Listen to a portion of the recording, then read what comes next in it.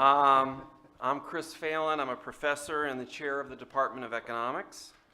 On behalf of the department and the Heller-Hurwicz Economic Institute, I'm thrilled to welcome you all to tonight's lecture. Tonight's conversation will focus on how public and private retirement systems can be better informed by economic research and how policy can help ensure more secure retirement systems.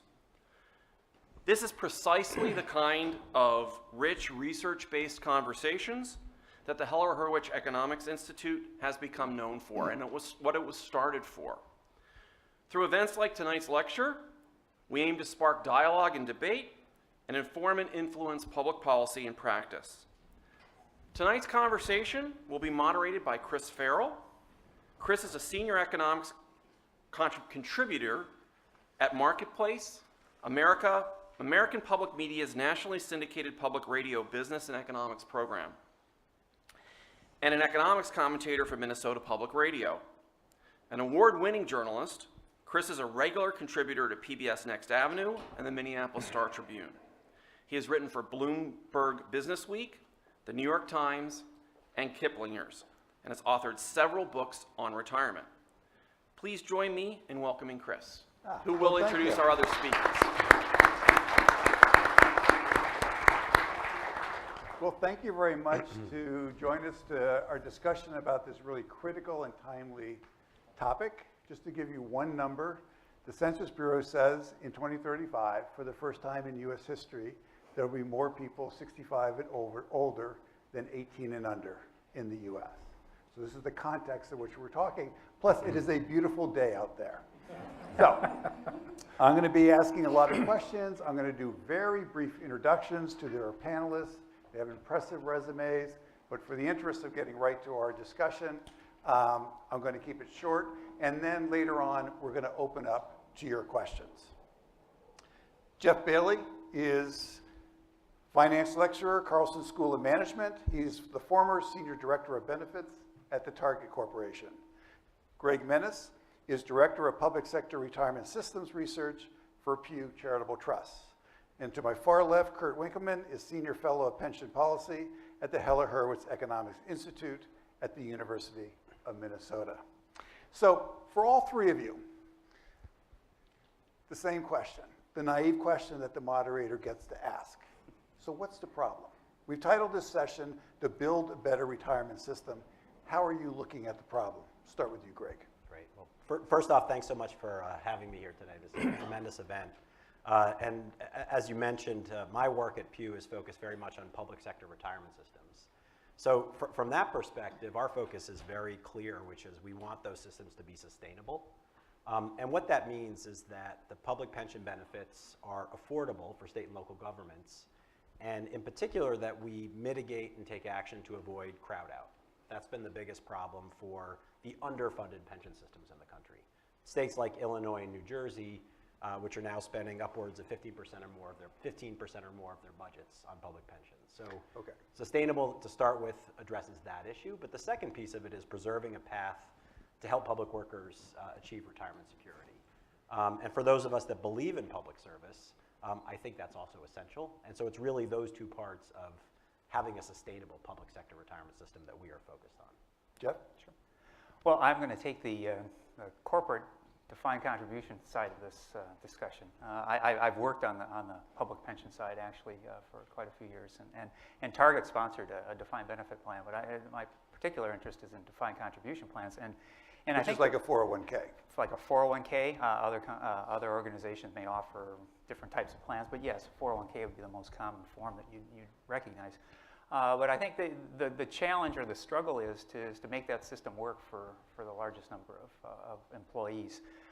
In well-resourced large companies like Target, full-time workers do extremely well in 401k plans. In smaller companies where in many cases a plan isn't offered, or in many cases if they do offer it, it's high cost, limited options, the plans don't work well for them. For part-time workers, plans don't work well. 401k plans don't work well. You can sort of run the gamut of sort of segregation of different groups in society, and you can find that some groups do extremely well in these defined contribution plans, and some groups just do very poorly. Kurt, you're sort of the instigator of this whole confab. So I'm going to take a slightly different point of view, which I hope will get both Greg and Jeff's perspectives. I think the bigger problem, if we're going to think about pensions and retirement income as part of the social safety net, is to set a level, is to basically minimize the risk for retirees in terms of sustaining retirement or secure retirement. So DB, DC are basically means to an end, but the ultimate metric, at least as far as I'm concerned, is having a system that's sustainable so that the fewest people are without an actual retirement benefit. And to me, that's, if we're going to adopt the point of view that we have a kind of a social contract to have a social safety net. And I assume everybody in this audience knows, but you're going to hear DB, DC a lot. And just to be clear, DB is defined benefit plan. It's your traditional pension that's like a wage, right? It's like you get a check. And DC is defined contribution, your 401k plan. So, Kurt, go back to you, and maybe you can answer this question. So one of the puzzlements that I have, the aging of the population is no mystery, right? We know that people are getting older. We know they have an inadequate retirement savings system. I'm sure it goes back even farther, but you can go to the first Bush administration. Pretty good proposal for universal retirement savings with an IRA. Clinton administration, similar idea. The second Bush administration, similar idea. The Obama administration, similar idea. All trying to address what, in particular, Jeff, you were talking about, but also as more defined benefit plans for state and local also turn toward these kinds of plans. Nothing's really ever happened. How do you judge that? Not well. So it depends. So first of all, it depends on which part of the economy we're talking, or which part of the labor force we're talking about. So one way to look at this, maybe a slightly different take, is if you look at the defined benefit system, and the public defined benefit system, and then the corporate defined contribution systems. They're all basically trying to solve the same problem, yet at the root, neither system really has enough money. In other words, people aren't putting enough money into the defined contribution plans. And the governance in terms of what's offered in terms of advice just simply isn't, to be brutal about it, not very good in the aggregate. So now, given all of that, the challenge, I think, is one of getting the political will to basically make changes in both systems. So in the case of public funds in particular, and I can go to corporate secondly, but for public funds, you know, the issue, I mean, we already know they're underfunded. To resolve that issue really requires a kind of an act of political leadership to make changes. And in even crises like Greg mentioned, New Jersey and Illinois, which I think you could call them crisis states, you know, they simply had, despite the fact that it's been catastrophic, there still has not been a lot of change. I think you put New Jersey there as well. So the issue there is mostly a political one in the sense that people don't want to give up something that's a known quantity. And for the corporate sector, it's kind of a separate set of related kind of challenges in terms of the quality of advice, at least in my opinion. Yeah. So, Greg, in terms of, you know, mentioning, you know, Illinois, we all know about their problems. Is anybody doing it right? No, I think that's a great question. And one of the things that we've been realizing lately is that for all the attention that's been paid to Illinois and New Jersey, if you look more carefully at the numbers, there have been states like Wisconsin, Tennessee, and South Dakota that have had fully funded pension systems over 2 decades and 2 recessions, that do a particularly good job of managing risk, and also do a particularly good job of providing retirement savings across the workforce, not just the people that will retire with a full pension, but also the teacher that may work 5 or 10 years and then go down a different career path. So I think through a lot of our work, we're trying to shift attention towards what are states doing right. And I think there's another example, and I might disagree with something you said a moment ago. Yep. When you listed a few proposed federal solutions. That's right. That I think were designed to provide access to retirement savings to workers more generally, including those in the private sector. What we've seen recently is that state governments have stepped up and developed these state-sponsored programs. CalSavers in California, I think, will likely be the biggest, that are targeted specifically to lower and middle income individuals. So I think that that's a really interesting shift where we've talked so much about underfunded public pension systems and the challenges of federal solutions. And now we're shifting our attention to the states that are doing things right on the public side, and the idea that state-sponsored plans can solve some of these problems that we've struggled with previously. And Jeff, these state-sponsored plans are addressing at least part, or trying to address at least part of the issue that you were talking about, the part-time worker, the worker at the small business. Correct. Yeah, I mean, to me, it's really interesting if you, Kurt and I have had this discussion a number of times, is that if you went to most companies, private sector companies, and asked them what's the mission of their 401k plan, they really wouldn't have an answer. And so if you turn it around back when DB plans were more popular or more common, it was pretty easy to say what the purpose of a DB plan was, that it was designed to provide sustainable income over a lifetime for the individuals or participants in the plan. DC plans or 401k plans don't have that same sort of mission. They're essentially wealth accumulation, and that's kind of the end of it. We're not sure exactly how those benefits are going to be paid out ultimately. And that, I think, in itself causes a lot of consternation for decision makers in these plans at corporations. And then you take it down to the point I was making earlier, that move away from the full-time employees at these plans, and you find that there's very little participation in those plans. Target is an excellent example where I think 300,000 employees at Target, and only 1/3 were eligible for the plan. Where those folks went to ultimately create retirement savings for themselves is open to question. I think the likely answer is they didn't go anywhere. And so I think what it does then is sort of shifts things perhaps reasonably to the state level, but that's a really difficult transition in trying to get people that are working in the private sector to save through a state plan. But picking up on that, Jeff and I have talked about this too. Actually, Greg and I have talked about it as well. So one of the attractive parts about DB plans for the beneficiary has been the employer was actually taking care of the contributions. So if you will, it was kind of it was a forced savings at the end of the day. It was opaque to the beneficiary's perspective. So it's not like you got your paycheck and, oh, by the way, we're doing this contribution. But nevertheless, someone was making sure the contributions were happening. In the context of 401k plans, unless there's an auto-enrollment feature that people can opt out of, the beneficiary is basically responsible for their own savings. So the corporation, in some senses, has shifted well, actually every sense, has shifted two risks to the beneficiary. The first is making sure they save enough, which they said, okay, you guys make sure of that. And then the second thing they've shifted is any risk in terms of what happens to investment returns. So it's basically off the hook.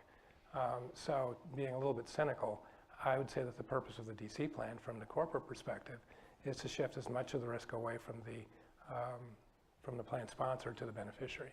And the challenge has been, kind of across the board, has been, well, what do people look to for advice in terms of building better portfolios and better investment solutions, at least in my opinion. Well, and I just add on to that. One of the key risks that the companies have shifted through the DC plan is essentially the mortality risk. Yes. I mean, and in some ways that's the biggest issue. So even if someone's successful at building up a large nest egg for retirement, they reach 65 and they are left with this decision about what to do with it. Well, people at that retirement age are probably the most vulnerable of all. They have really no future employment options. And they have, again, this nest egg that has to have some investment policy related to it. Is it going to be aggressively invested, not aggressively invested? And then there's a lot of drawdown information that they have to process. And the beauty of the DB plan is once you arrived at that savings, that forced savings at the end of the day, there was a clear distribution channel that took place. Well, with a DC plan, the distribution channel is not there in most plans. Right. And so that creates a tremendous risk for retirees. And it does seem that it's hard enough for the average person to figure out where to put their money.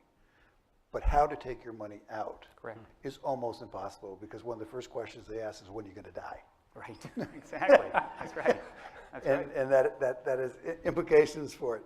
So kind of want to shift gears a little bit and go with you, Kurt, first, but what can we learn from overseas? Because we live in this global economy, and everybody's dealing with an aging population, and they don't have the gaps that we do. So I think there are examples of very well-run DB systems and well-run DC systems. The examples, I actually back up a second. So when you and I first talked, you asked me that question. I said, well, everybody hates their own system. So as someone looking from the outside to these systems, I won't say it's great, but I will guarantee you a Dutch person and an Australian person will tell me you've got to be kidding. So with that caveat, the Dutch have done a pretty good job at solving, I think, two or three big problems. First, they're very transparent in terms of the pricing of future benefits. So to make sure that there's enough money in the funds, they use a market interest rate to value how much money they need on the benefit side, which stands in contrast to what's done in public funds in the US, and for a long time stood in contrast to what's done with corporate funds, although it's gotten better on that for the remaining corporate DB plans. The second thing that's happened from a governance perspective is that they've taken all of the decision for setting allocation rules out of the hands of the actual funds to a certain extent, and they put it in kind of an independent regulatory body, namely the Dutch Central Bank. So it's not that the Dutch Central Bank is immune from political pressure from the funds themselves. They are. They get that. But nevertheless, there's kind of an independent, respected entity that says, right, you need to discount your liabilities at this rate. It's a observable market rate, or close to an observable market rate. And by the way, if you're underfunded, here's what you have to do in terms of taking risk in the portfolio. And so that's for them. Oh, then there's a third wrinkle, actually, which is when they did their last set of reforms, they introduced a notion of risk sharing across generations. So what they did is they, contingent on the level of funding, there's a rule that governs what happens to retirement benefits for retirees, and so some possible variability. And then there's a rule that governs contributions from the people who are currently working. The Australian system is principally a DC system, and there they've set, so I'm going back, this is a little bit ancient history for me, but they've set much more transparent rules in terms of the contribution side. So if you read about job postings, I sort of casually looked at job postings, and I said, okay, here's the salary, and by the way, here's the contribution to the superannuation trust or the DC plan. So there's transparency in terms of here's what's going to be set aside, here's the trusts. The trusts themselves have regulations in terms of aggregate fees. So it's unlikely that you're going to discover a lot of illiquid alternatives in a superannuation trust simply because of the fee requirement or the constraint on fees. And I know that from one of my old jobs where we started talking about private equity hedge funds. Like, we can't do that. So there's kind of an interesting parallel, which I was thinking about the other day. If you sort of said, well, okay, are there any examples in a US context where we have variability in benefits, where we have clarity in terms of discounting future liabilities, where we have kind of rules for governing contributions? And the answer, and where we have rules on capital, so making sure we're fully funded. And the reality is there is. It's called the annuity business. So if the four of us decided we were going to open up an annuity business, we would wander on over to the Minnesota Commissioner of Insurance. We'd get our charter, and there would be some very clear rules that we'd have to follow to make sure that we were fully capitalized. Those rules are conditioned on how much risk we take with the assets. There are very clear rules on how we have to value the annuities for the annuitants. So there are examples that seem to do it right from a governance perspective and a transparency perspective, even in the United States. It's just that for whatever reason, we haven't figured out how to apply those to the pension system. So, and Greg, because with this, what you mentioned, the follow-up question I wanted to ask you is, so when you look at the states that are doing it better, you know, politicians, we're a country, it's not that big a difference. So what is it that is enabling these other states to be more responsible? Yeah, I think we look at it through a lens of the values and the goals that we start with on the project. And those are fiscal sustainability, managing intergenerational equity, and providing a path to retirement security. And those sound like platitudes, but there are ideas and numbers behind those. But I think it also speaks to what a state like Wisconsin has done really well. Been transparent and followed through on paying its bills every year, setting aside the right amount of money, just as the actuary has recommended. There are proactive policies in place to manage risk. So in circumstances where investment returns are lower than expected, both the state and the benefit levels get adjusted. And what I think is really important there is that everybody understands the expectation, So including this the is public off this worker. transparency idea. Yeah. And I think it also touches a little bit on some of the reforms we saw in the Dutch system. Yeah. An incredibly well-run, well-funded system, but a lot of the reforms you just described were a function of a sense of broken trust Yes. among people, which is mind-boggling to many of us who know how well-funded that system is, where individuals felt like they were no longer getting inflation adjustments for a period of time, and they had expected that. So even in perhaps the best-run pension system in the world, I think a number of decisions were made just based on that broken trust. And so getting back to it, I think what the well-run systems have done is set expectations and been transparent in how they're going to manage risk. And the third piece doesn't get quite to the perfectly specific goal about how you define retirement security, but all the policies in place are designed not only to benefit the person who retires from state government and takes a good pension, but someone who might choose another career path still gets a substantial amount of savings that they can take with them. So it's really those three things of good governance and funding, effective and transparent risk management processes, and a clear understanding and expectation about what retirement security means for the workers. So are you seeing that those three things spreading? I mean, are the best practices spreading? That's a really good question. I think for the most part, no, not quite yet. And again, I think some of us in the field have been guilty of spending so much time wringing our hands over the really significant challenges in those other states like Kentucky, Illinois, and New Jersey, and haven't spent as much time as we should have been on those model systems. But I think there is more discussion. I think a number of states have, over the past year, a half dozen states have adopted formal stress testing risk management policies that were not in place before. Pew has done a lot of work on that. And there are a number of states, including South Carolina, Milwaukee County, states or jurisdictions, I should say, that are thinking very clearly about how they can not become Wisconsin state retirement system overnight, but take steps to get on a path to be one of those model systems. So there's progress, but I think we're just now giving the right level of attention to what that might mean. And then, Jeffrey, what are your thoughts now? I mean, all your time at Target and thinking, and you raised the issue about, this income. I mean, yes, it's a wealth accumulation vehicle, but the idea is that you have an income to live off. So how are you thinking about the income aspect of this? Well, it's a crucial question, I think, for anyone in a 401k plan. And to Kurt's point, the ultimate transparency, as he said, is in insurance companies. And ultimately, I think the 401k plans have to connect with the insurance companies in some fashion. So right now, I would say 95 to 99% of savers in a 401k plan have absolutely zero idea about how much their wealth accumulation might translate into lifetime income. And there's been some discussion in some of the recent legislative proposals about maybe requiring that, those sort of estimates to be produced. But right now they aren't, for reasons we could go into later. So this notion of transparency really doesn't exist on the DC side. You can see a number. I have $100,000 or something along those lines, but what does that mean in terms of spendable income? Ultimately, the way that an individual is going to be able to decumulate those assets is to buy an annuity. I mean, that's the safest way to do it. Let's put it that way. Right.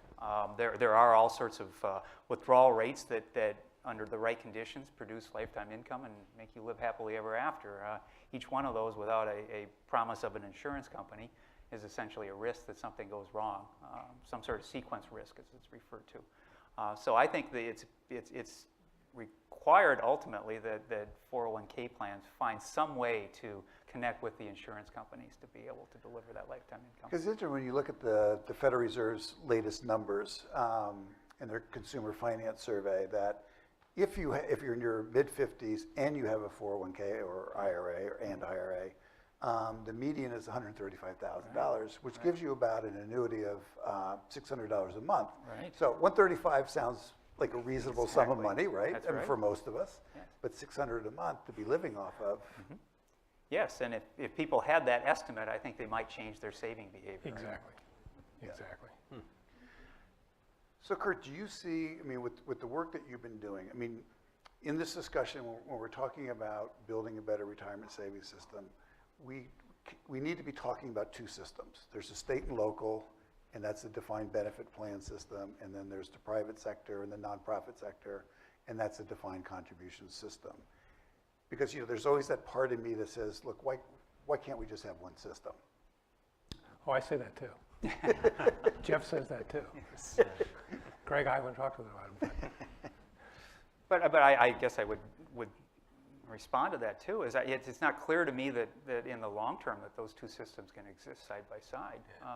If I'm a taxpayer, and especially if I'm in an underfunded state, and I have my 401k plan, and I've been charged with accumulating assets that are going to sustain my retirement, and at the same time I'm asked to kick in more funds for a defined benefit plan that doesn't provide any retirement income for me at all, I don't know how I'm going to feel about that. So how big a risk is this that the taxpayer ends up on the hook? Well, I think that the risk for taxpayers is crowding out of spending for other core government services. And I mentioned this a little bit earlier, but if you go back 20 years to 2000, on average, public systems, believe it or not, were about 100% funded based on the numbers they report. And since that time, we've seen this enormous disparity between the well-run and the poorly run systems. And how that translates to taxpayers is, in the well-run states that I mentioned before, pension costs might be 3 or 4% of available revenue, and that might be 15 to 20% in a state like Illinois or New Jersey. And that's a staggering amount for anybody who has been close to government budgets, and that's really the impact to the average person. So there's a way to make that visible, actually, which I experienced 2 days ago. So I was driving down Summit Avenue in St. Paul, and when I lived here, it was pretty nice. If I had my own car, it would be like, well, I think I'm going to get the suspension fixed. And that is literally the visible cost to taxpayers of underfunded pension plans. It's not that the pension obligations won't get paid necessarily, although in some cases, if a municipality declares bankruptcy, they could not get paid. But it's that other service, to Greg's point, that they're visible things that the taxpayers simply won't get. So Jeff, I was at a conference, and I believe it was Roger Ferguson, head of now TIA. I always say TIA Craft, but now TIA. And he made a very persuasive case for mandatory savings. And then it's just not going to happen because the word is so toxic. But in your experience, what do you think about the case for mandatory? Well, I think the way you might try to cloak it is at least encourage, if not find some way to coerce, employers to engage in some sort of automatic enrollment. I mean, in the companies that it's done, it's extremely successful.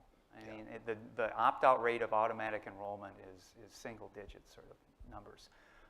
And so it may be unpalatable to say that I'm going to force people to save in a private sector sense, but it would behoove us, I think, to try to encourage much more in the way of auto features in plans because they have been so successful. And years ago, there was a lot of concern that somehow that employees would rebel against those, and senior management was very paternalistic about how they viewed it. But now the success rate of these is just unchallenged. And you can go down the list of different types of auto features that seem to work. And so I guess I would, before we got to the point where we had some law passed that said, well, we have to require this, I guess I'd be a little bit more forceful about getting private sector employers to try these auto features. So I would actually add to that. If you think about the default options in defined contribution in 401k plans, when it first got going, it was basically, here's the options, and good luck. And plenty of studies have suggested that when people are confronted with a large number of options and they don't know what to do, that they take the default option. And the default option for a long time was either cash or company stock. So if you put everything in company stock, that's too much risk. If you put everything in cash, that's not enough risk. So the Pension Protection Act of 2006, back up, there's one more little wrinkle here. The reason that was set up that way was because corporations didn't want to run the legal risk of giving advice. So in the Pension Protection Act of 2006, they made it clear that because target date funds are rule-based, so the target date funds basically changes the allocation between bonds and equities as the beneficiary ages. Because it's rules-based, it didn't constitute advice, and consequently, corporations could start offering it as a default option. So it's not that people said you have to put it in a target date fund. If you don't want to do it in a target date fund, then don't, but that's where you're going, it's the default option. So Jeff's point about making the auto-enrollment the default option, we will auto-enroll you to take out, X percent, and we'll match it at another percent, or whatever the percentages are. As a default, seems to me to be a way to get going on this without sort of saying you have to do that. And one thing that's disturbing, you have companies like Target who will do, but when I started covering the 401k industry, you had companies that were charging 7-8% fees.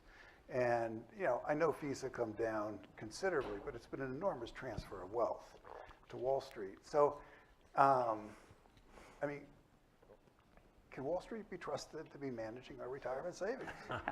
Okay, so that hits close to home. I realize that. That's why I was looking at you. Well, the short answer is no. I think, I've actually talked with people in the business about it. It's like, the investment management business is pretty creative. But it seems like the solution to every problem is you need to take more risk.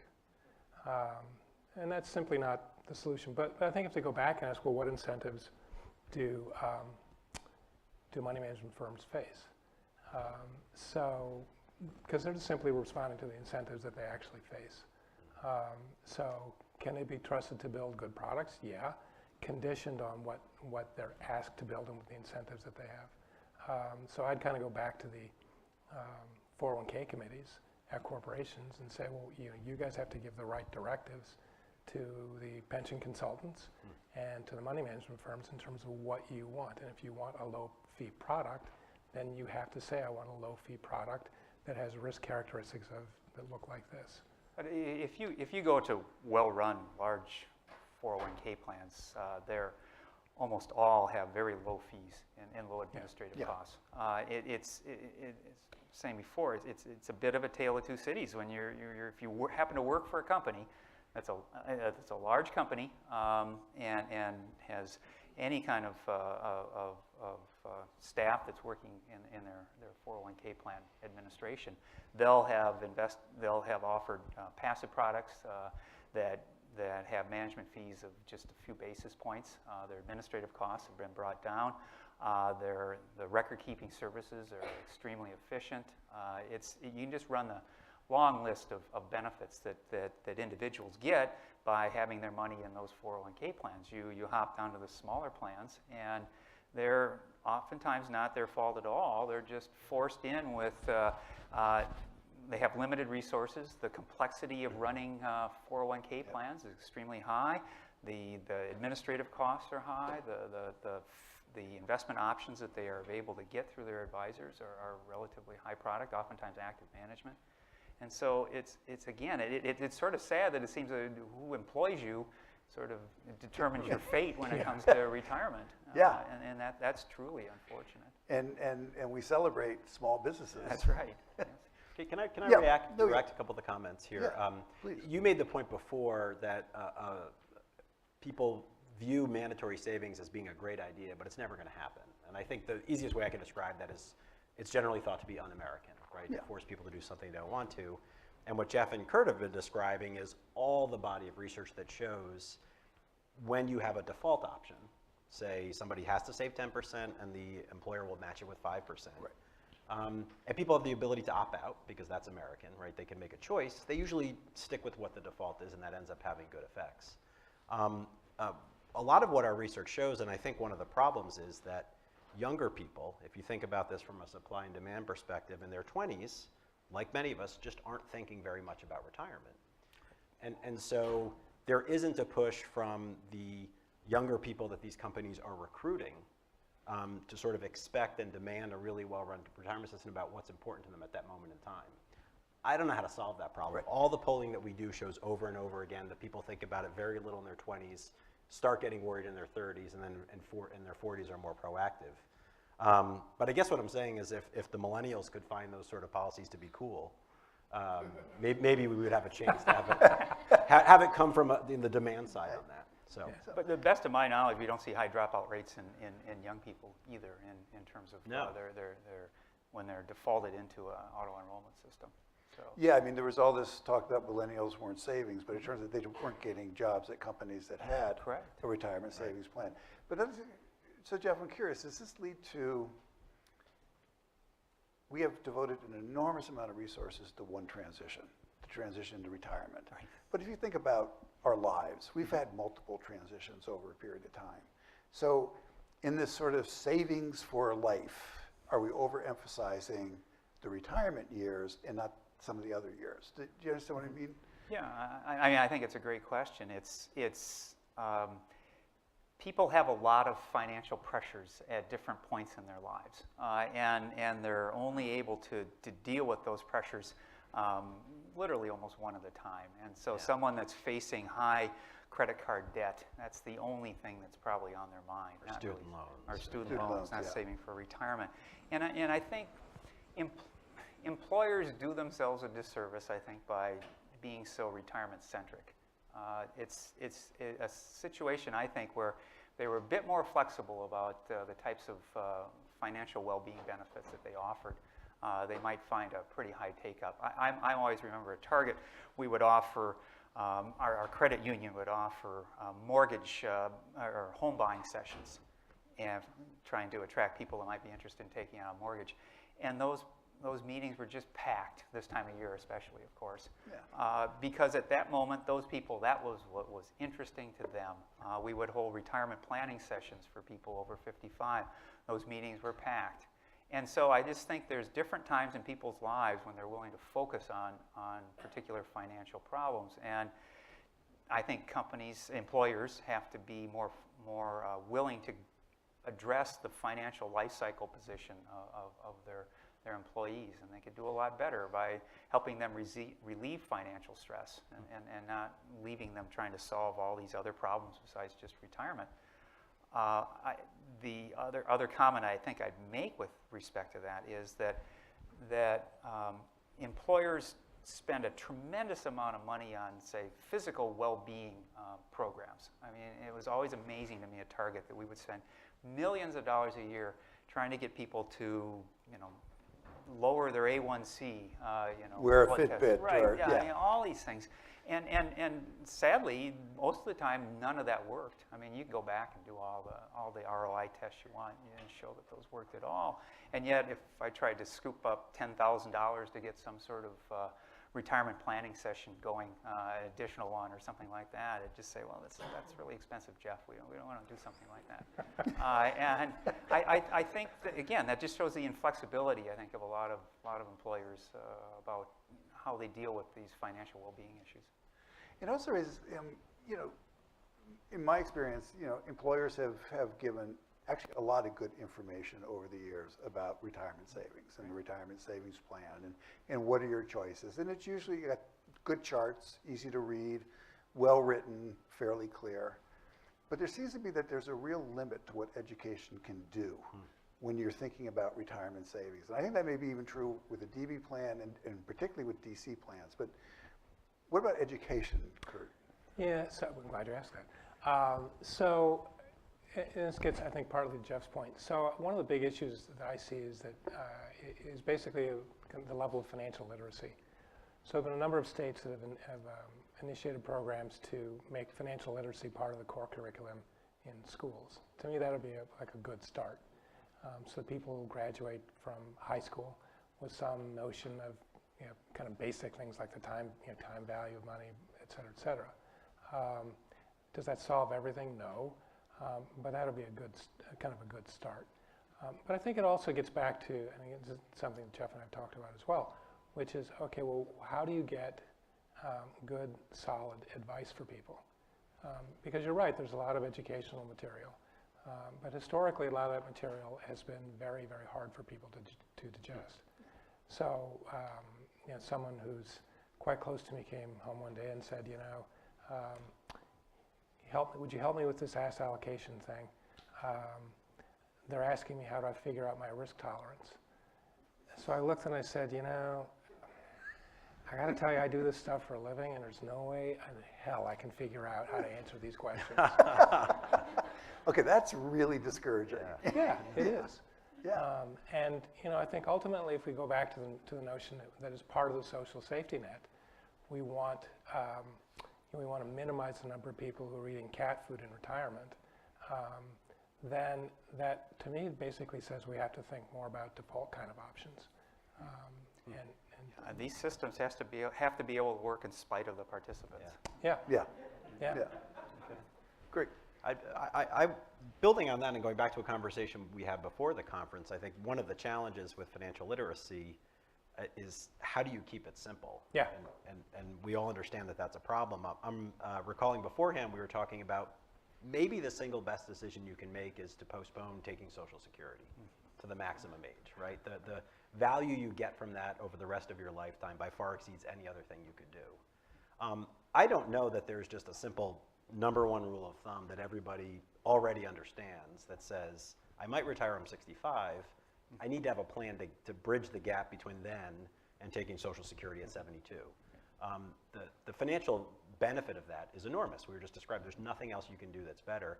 And I don't know that those statements that you get that tell you when you're going to take it really clicks with people.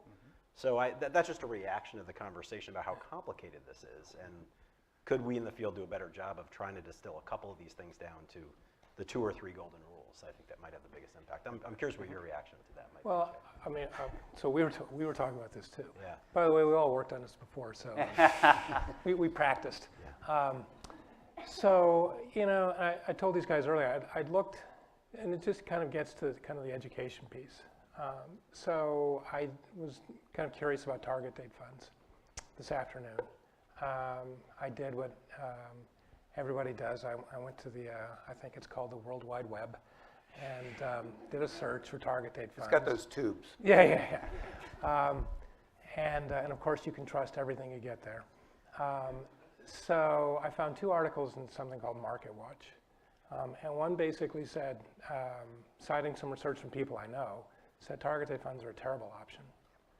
And then the other one said, oh, target date funds are great. So I know how to read that stuff, and I know how to kind of parse it out. At least I think I do. But I go back to your average plan participant who reads that. What are they going to do? And it's just not obvious to me that a system where so much of the choice is placed on the beneficiaries without some kind of starting off with some opt-out option is really a good path.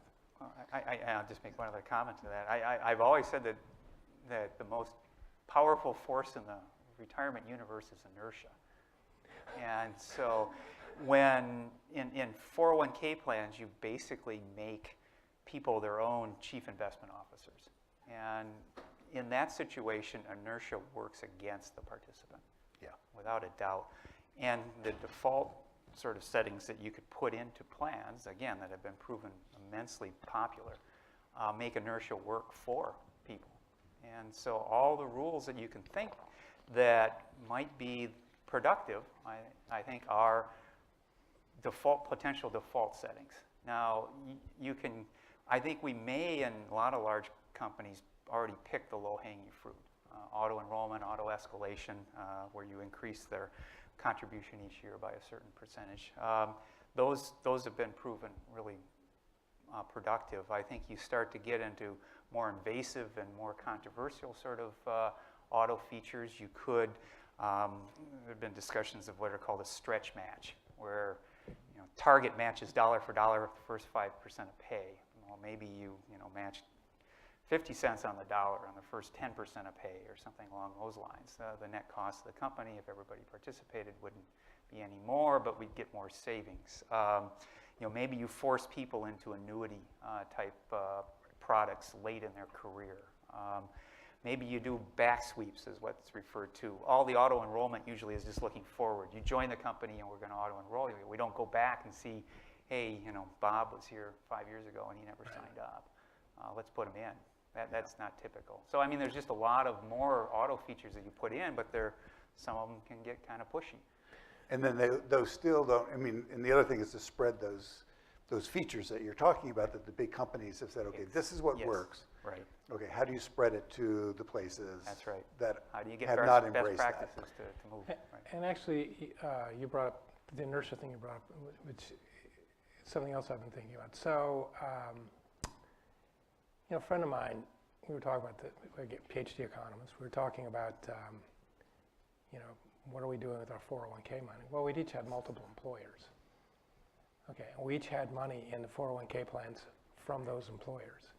So there's no, I mean, that makes no sense, but inertia basically says, well, I got to worry about this job, so I'm not going to worry about moving the money into one big fund until I manage to have extra time on my hands. And then you spend the time and energy to figure, okay, I got to call this person and this person and this person. So one clear benefit would seem to me would be to figure out, well, how do you automatically get that stuff to happen? Auto portability. Yeah, exactly. We talk about DC plans as the big benefit being portability, which is great, but inertia basically, again, works against you. Right. That's right. So what I'd like to do is open up to questions, and we have only 2 rules. So the first rule is, if you would identify yourself, that'd be nice. You don't have to. But the rule is, you have to ask a question. I will interrupt any nascent or beginning speeches. And so I will apologize. I'm not trying to be rude, but I'd like to get to as many questions as possible. And just so you know, we have 2 students here who have the microphone. So if you want to get their attention, they'll bring the microphone down to you. And why don't we start with this gentleman down here. And mainly because he was in my eyesight. So, please. Okay, hi. I'm Larry Risser, and I hope you'll allow me a little bit of a statement along with my question. I do have a couple of questions. I commend you for addressing a lot of the problems that attend this retirement issue and pensions. I'd like to hear more of you addressing market risk and the accessibility of principal. You talk about education, saving enough. You have no notion of what saving enough is. When you retire under a 401k plan, you are not only a victim of your own perhaps faulty education, but you're a complete victim of the markets. If I take 4% out every year, and I take that out at the peak of a market where perhaps we are now, and the market goes down, and I see it go down 25, 50%, what shall I do? I not only have my principal compromised, I have a declining balance that I was counting on drawing on in a 401k plan. Let's go with that question now. So Kurt, since you're market risk. So that's a great question.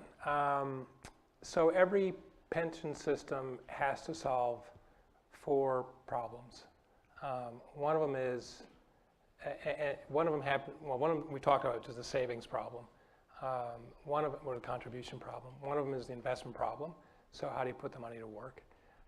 One of them is when you retire, okay, what's the projected income and how do you minimize the risk in that? And then the third is how do you minimize, or the final one actually is how do you minimize risk in the asset accumulation phase? So in other words, if you could hedge the risk in asset accumulation as you got close to retirement, would you do it? And it turns out that there's research available on all of those about how to set things up to solve those problems. So there's research that's embedded in some, well, it's a byproduct, weirdly enough, of some of the target date fund research. And then you kind of talk about in terms of the auto enrollments that show about how do you solve the savings problem. This is for people who are currently working. There's research that we've done that talks about, well, is it a good idea to hedge risk as you get closer to retirement? And the answer is yes.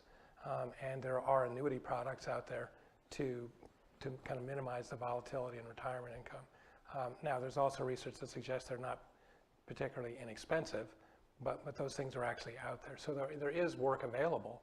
It's just that, and this is, I think, the point that we've all sort of stressed, especially Greg, it's like, well, how do you make it accessible to people? And I would say as an industry, this gets back to the question, can you trust Wall Street? We have not really covered ourselves in glory in terms of making this stuff accessible to people. It's accessible, there's like a pyramid of people who can kind of understand. Up here? Thank you for this presentation. Public pensions, underfunded public pensions. I would think the difference among the states is really the bargaining power of the public employees. And that in South Dakota, the bargaining power of the public employees is probably small. In New Jersey, the bargaining power of the public employees is probably strong. And New Jersey, with respect to that state, that's a wealthy state, probably along with Connecticut, the second, or the first or second highest income level throughout the nation in a state. And so those employees, those public employees, they're not at risk. That state is not going to default. Greg? Well, I think the question is getting to what the impact of labor union negotiations might have, and it's a fair question, and I'll be very candid, I'm going to talk around it a little bit. And just to point out that up until very recently, a state like Wisconsin had much more bargaining power than it currently does. And in addition to that, it's more difficult than you might think to point to exactly the different causal factors that lead to this. So 2 states, Tennessee and Kentucky, in essentially the same region, are literally at the top and the bottom of the scale when we do our fiscal grades for all the decisions that have been made. So I think it's a fair question around what have the causes of the different circumstances have been. And here again, I think we're now trying to place more focus on what are the habits of highly successful retirement systems. And this is why we emphasize Wisconsin, Tennessee, and other states that have done things right, even with some of their neighboring states. Illinois and Kentucky, for example, have done almost everything else wrong. So I understand the genesis of the question, but here again, I think we're now focused on, can we shift attention to the solutions, which I think is a better way to help some of these states get out of the problems they've created for themselves. May I? Him and then you. Yep. Hi, I'm Alex, and I'm an undergrad economics major here at the U. Excellent. And I was particularly interested in what your thoughts are on the general trend away from defined benefit to defined contribution, and whether that's likely to continue. Because in the private sector, it seems like it's almost like an inevitable shift away from DB to DC, just based on the incentives for corporates alone. Do you see, the public sector in the United States shifting in one direction or the other? Are we going to have like a centralized sort of something more formal than a 401k, which I understand sort of grew from a paragraph in the tax law, to something sort of more formal that's sort of formalizes the idea of you saving for your own retirement, under the system created by the government, something akin to sort of the Affordable Care Act for healthcare. Well, to start on that, I think we'd all agree that the defined benefit in the private sector is almost gone at this point, but is still the principal source of retirement savings in the public sector. And I'll defer to the both of you, but I think we'd also might all agree that you have the savings problem, the investment problem, and then the decumulation problem. And it really, whatever the system might be, and I think some of the debates around DB/DC can be not as productive as we might like. I think really just shifting back to this, how the money is, the right level of savings, how the money's invested, and whether there's a plan for retirement, and then that overarching idea of how do you manage risk within that context, is a more principled based approach, I think that's getting a lot more attention now. I would agree. So in other words, I think Greg's point is, okay, DBDC are kind of means to an end. They're implementation vehicles they're ways of implementing these trade-offs. So I think his point, which I agree with, is, okay, why don't we spend time thinking about the trade-offs? And then we can go the next step and figure, well, how do we implement that in either a DB system or a DC system? Because the reality is you could have a DB-like system where there's variability in the actual benefit, but it's still a centralized fund with centralized contributions. It's the same thing. You're getting the variability in the benefit that you get from a pure DC type system where the beneficiary has to basically self-insure during retirement. And I guess this is a bit of a tangent, but I'd say I'm not so sad to see the DB system go. In principle, in the private sector, in principle, it made tremendous sense. And if you got to the end of the day, you got to age 65 and you had stayed at that company and accumulated your benefit, you were a pretty happy camper. But there were so many individuals that didn't benefit from that system. I think even at its heyday, something like 35 or 40% of the population was covered by these plans, and those benefits were in many cases very skimpy because if you hop employers, the DB benefit is diminished severely, and so there's no portability of service that goes along with most DB plans.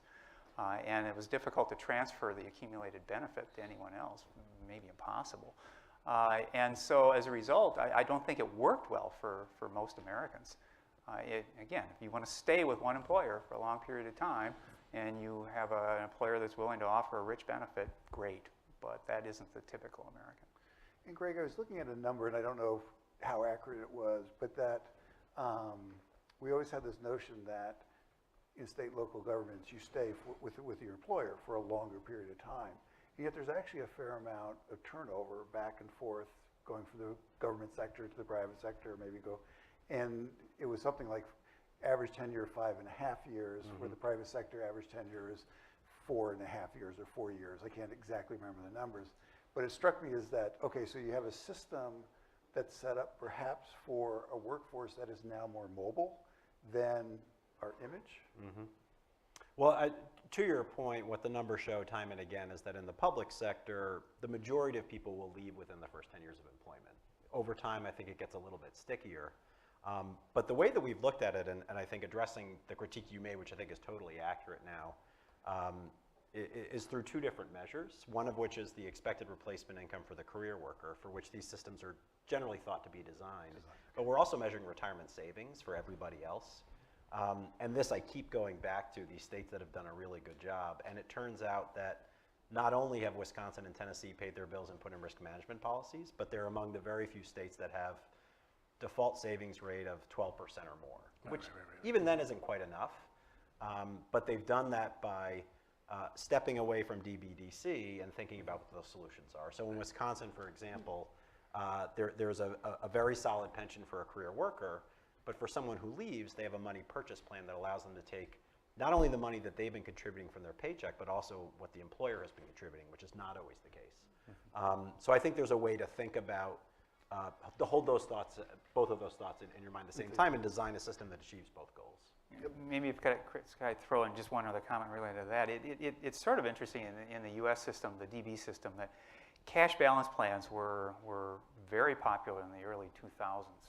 And at one point it seemed like maybe they would become the dominant form of plan. And they've sort of fizzled, but yet they had the potential to do exactly what Greg is saying. I mean, so you had a cash benefit that could be converted into an annuity, or it could be carried along as just a lump sum that you could take out. And so if we had gone one direction, maybe we could have converted that into a portable system and maybe port service along. I don't know how exactly would have been done, but it would have been an interesting discussion. But I think 2000 and the Great Recession interceded and just blew up a lot of pension plans, and the employers there was already a trend away from the DB plan, and it just made it easy to get out. Yeah. I also got a sense that there was a lack of trust in Yeah. the transition. That's true. Who's getting ripped off here? I think that's an understatement. Yeah, right. I think candidly Yeah. speaking, how that transition was handled in certain cases Correct. is not something Right. the world Yeah. should be proud of, so. Howdy. My name is Morgan Fleming. And first, this conclave or gathering together is a wonderful thing. This is to our host. I have a bias. I think that Jack Bogle created more money for more people in America than any individual, except maybe for Social Security as a group, one. But this thing about a fiduciary and a trust, if it's defined benefit or whatever it is, having a fiduciary moat around it, and that trust doesn't support the interests of the individual members to anybody for any damn thing. So my question is this unfortunate thing about moving the fiduciary test away from traders that's now happened with the federales. Could our host comment on that, please?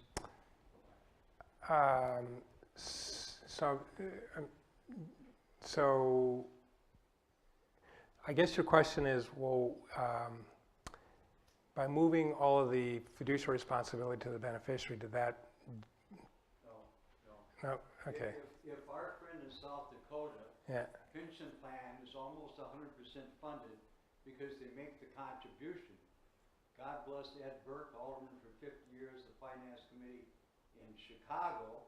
They didn't make the contribution, so they're in the commode. Right. Forget all that. All I'm saying is the traders, the 25 biggest paid hedge fund guys last year in America made $850 million average. That's private money mostly. I'm just saying, if you're a trader working, actually handling the money through all these transactions, the fiduciary trust that you are paternalistic for the customer instead of the trade, the thing that the Obama administration had said would be the test and the standard for brokers is now kind of gone away, it seems. Yeah. Can you comment on that? Yeah, well, okay. So I actually like that fiduciary rule. I thought it was a good thing. My friends in the advice business hated it, which made me think, okay, this is a good thing. So your point, which I kind of agree with your point, which basically just puts more of the responsibility back on the individual, and kind of along the same thing we talked about a lot, which is, okay, are people equipped to actually do that? The answer is probably not. I wish Gary Cohn hadn't done that, and kind of his explanations. Well, maybe if I could just make one comment related to that too. It's to me, that's just one more message of why we want to keep money inside the 401k plans themselves and not let them leak out. So the fiduciary rule is alive and well in a 401k plan. Yeah. I mean, the ERISA laws are extremely stringent about how those monies are handled in a 401k, but once you leave an employer, you can take your money away, and the various organizations, I won't name them, are happy to vacuum up all that money into IRAs, and at that point, now we've lost some of that fiduciary protection, and so I urged less leakage out of 401k plans. Yeah, but there's something I mean, I add to that. So to be clear, it's not the case that there's only a small number of individual investors who are going to have access to hedge funds and private equity partnerships anyway. Okay, because there are actual rules that people have to follow to get access. So the average, I mean, I hate to put it this way, but the average target worker is not going to be getting a call from Goldman or Morgan Stanley. No, but they will get a call from, and I'm not blaming Fidelity or anything, but they'll when they leave the company, they'll be encouraged to move their money out of the 401k plan into an IRA. Yes. And at that point, then they're fair game for anybody that wants to provide them with advice. And don't you For think that advice, yes, agreed. one of the things that with the fiduciary rule, this theme of simplicity that has emerged, I mean, there's so many different terms out there, you know, who's what. If if advisors are all adhering to the fiduciary rule, at least that's a baseline, right? Yes. Right. Up here? Up here. I have a question about the model best practice states. If they had to operate under the same valuation, amortization, and discounting rules as corporate DB plans do, would they still look as good? And if not, is that a cause for concern?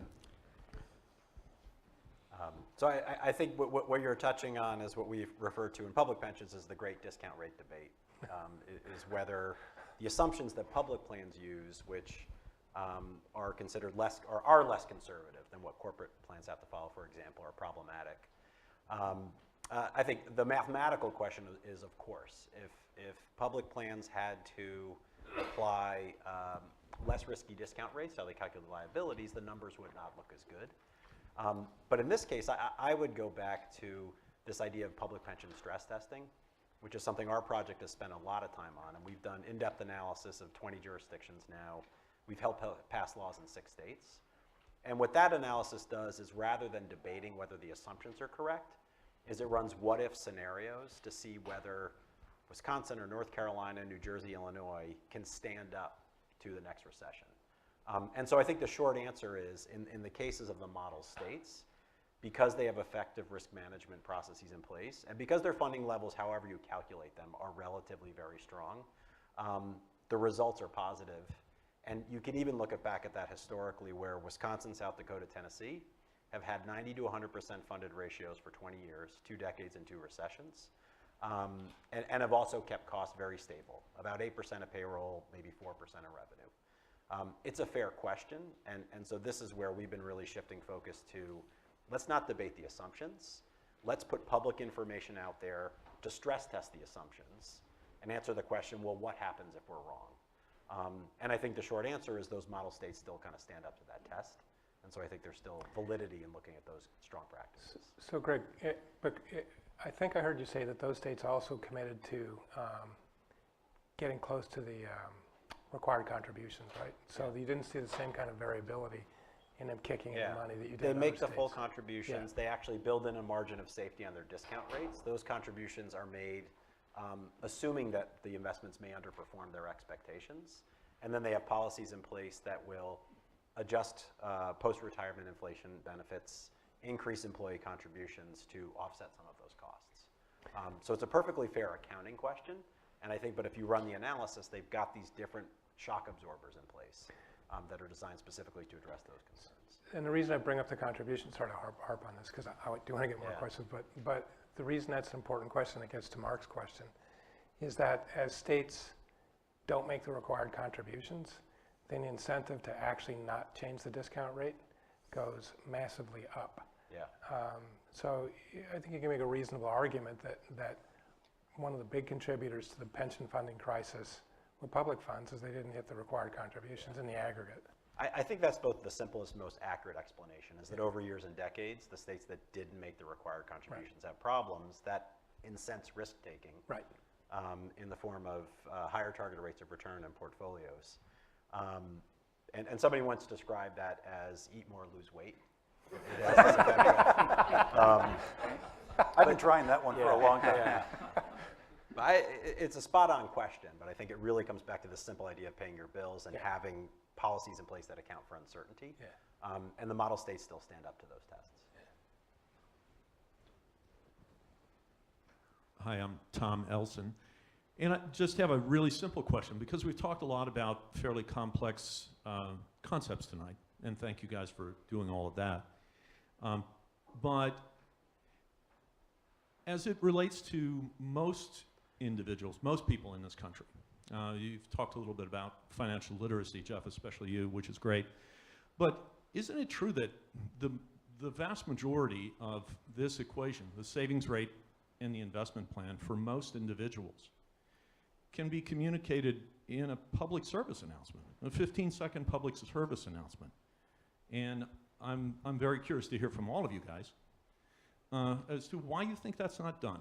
Why is this retirement business so unknowable, so complex, when it's not. It's just not. It's a great question. Well, I guess I'd want to parse that out a bit more, though. Nothing's simple. Why don't people lose weight and live healthier lifestyles? I mean, I don't know. Why don't people save more? The discounting of the future is a pretty powerful thing. So I think it's not a simple question about whether you could get people to save more, but through some public service announcement. It's not like buying war bonds or something like that.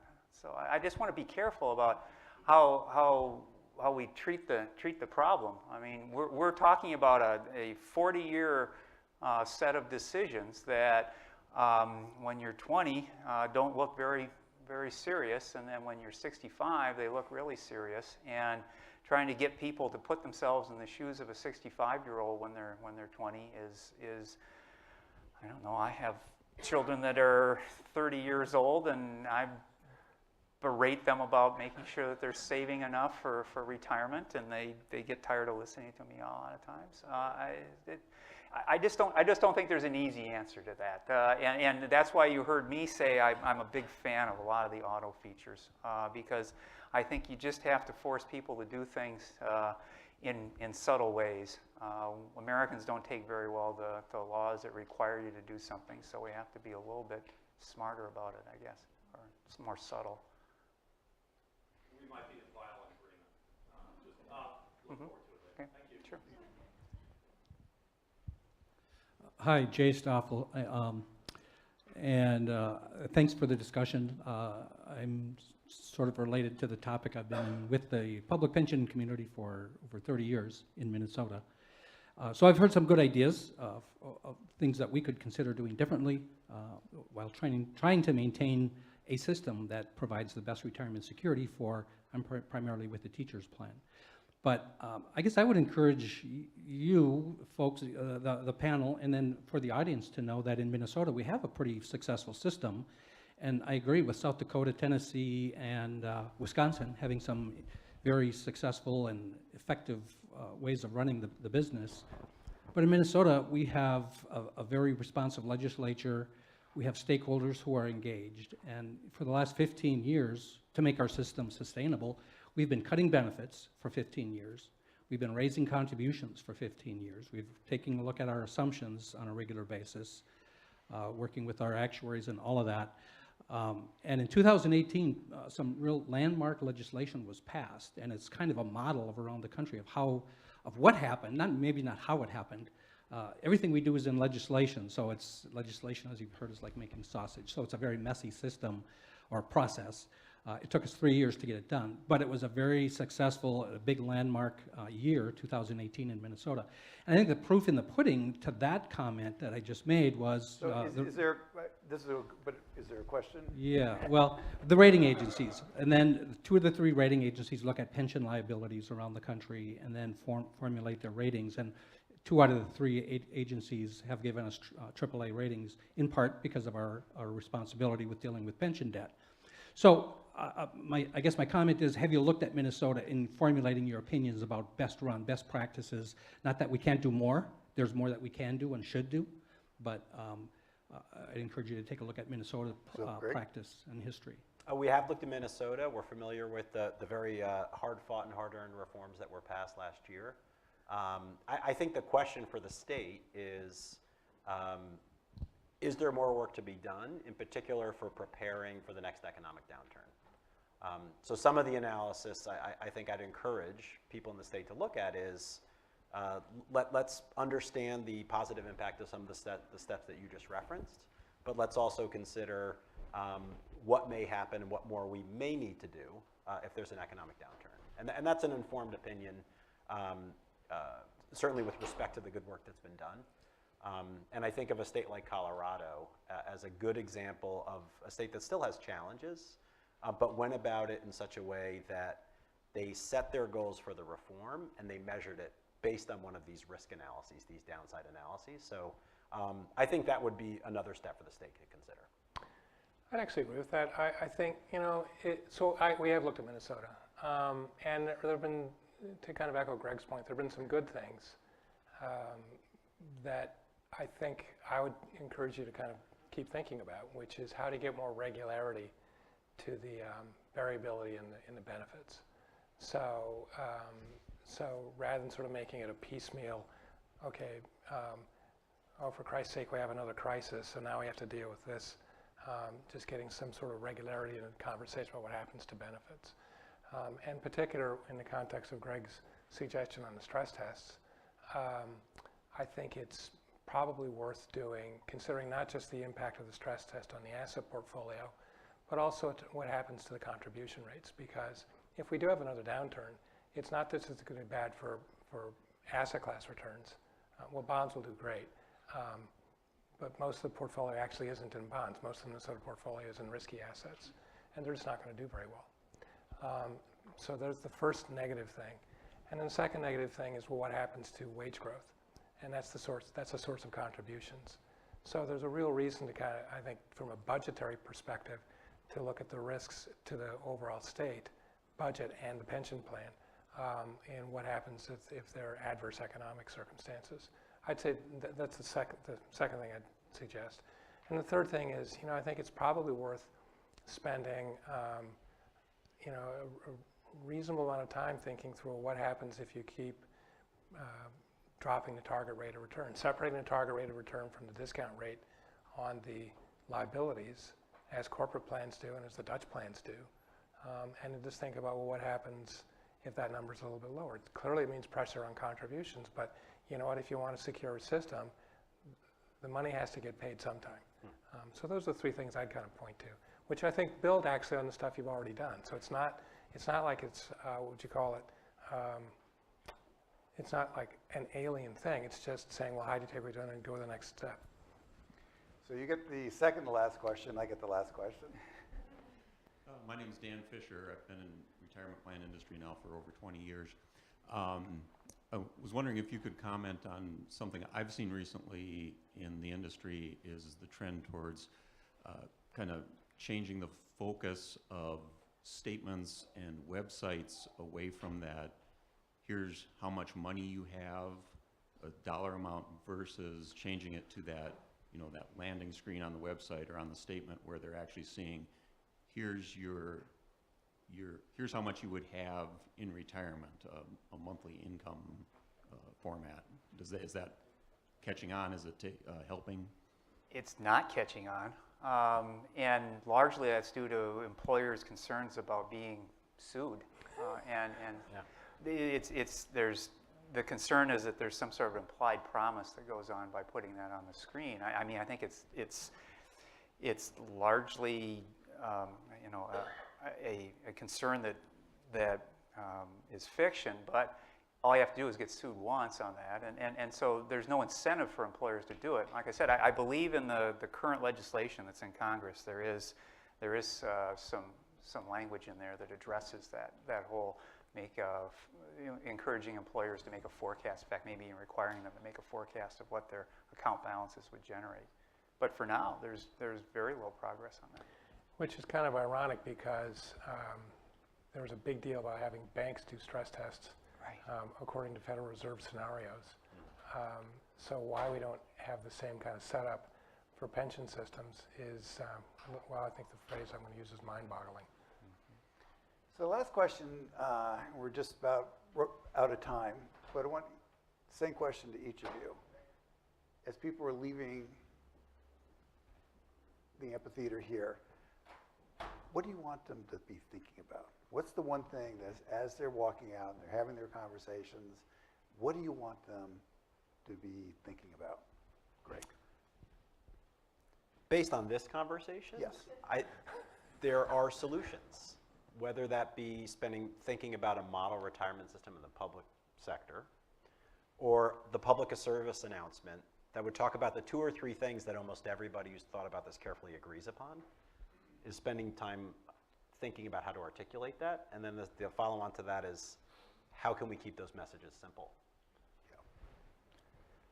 I guess I'd summarize it by asking people to think that there's 3 parts to a successful lifetime savings program. One is to put the money away, the second is to invest it, and the third is to pull it out in some sustainable way. And so every system that deals with this, whether it's yourself or a state or a DB pension plan or a corporation, has to deal with those issues. And so the question is, how do you make sure that, Kurt mentioned early on about transparency, how do you make sure that there's transparency and an understanding of each stage of that, and try to encourage people and organizations to address those three features? Kurt? These guys stole my two. But I'm going to pick up on the transparency thing. Look, I think people that work for corporations should be kind of asking about the auto-enrollment features.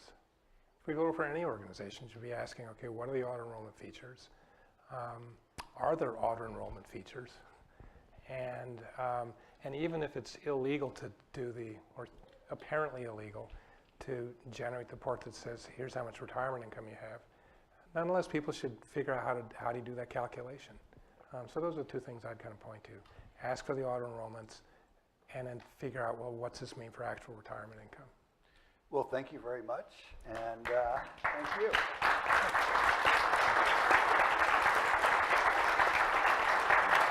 And I want to thank the panelists for stimulating conversation.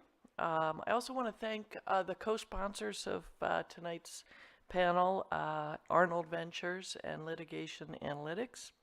I want to point out that we have quite a few board members of the Heller-Hurwicz with us tonight.